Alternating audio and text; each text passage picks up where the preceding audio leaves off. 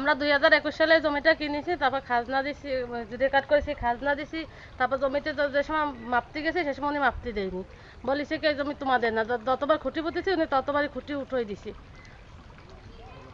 মানে ওই জায়গাটা কিনেছি অনেক দিন, ঠিক আছে, কেনার পর আর কি প্রায় আমরা জায়গাটা দখল নিতে আসি, খুঁটি টুটি দিই, তখন আবুল নামে একটা লোক, সে আইসে লোকজন আইনে বাধা দেয়। পর্যন্ত আমার ছেলে, আমরা আসি, আমার ছেলেরও একবার সে লোকজন আইনে মানে মারধর করেছে। হ্যাঁ, তারপর আমরা সেই ভয়তে আর ওনার ভয়তে আমরা এই এলাকায় আর আসি না। থানায় কোনো অভিযোগ দায়ের করেন নাই?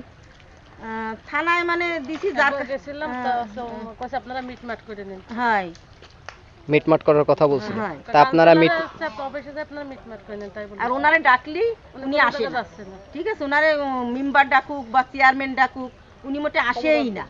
হ্যাঁ, ক্ষমতা ওনার কি ক্ষমতা, উনি বলে কৃষকের সভাপতি। আচ্ছা, উনি কৃষক দলের সভাপতি। হ্যাঁ।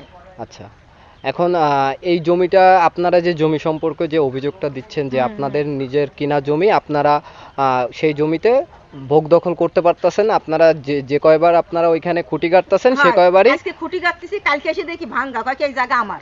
আচ্ছা, পর্যন্ত তারে বলি কি যে আপনার কাগজপত্র নিয়ে আসেন, যদি আপনার জায়গায়, আমরা আপনার জায়গায় কোনো দাবি করব না। সে কাগজপত্রও আনে না, কোনো সালিশ বিষয়েও আসে না, সে ওরকম জোর করে। আর সে কি করে, যে খুঁটি টুটি আমরা, যে একবার আমি খুঁটি উঠাইছি, ওনার লোকজন আসে আমার হাত ধরে টানা হিসকে করেছি। আচ্ছা, এলাকার যে মেম্বার চেয়ারম্যান তার কথাও সে শোনে না। আচ্ছা, কারোর কথা সে শোনে না, শোনে না, সত্য কথা।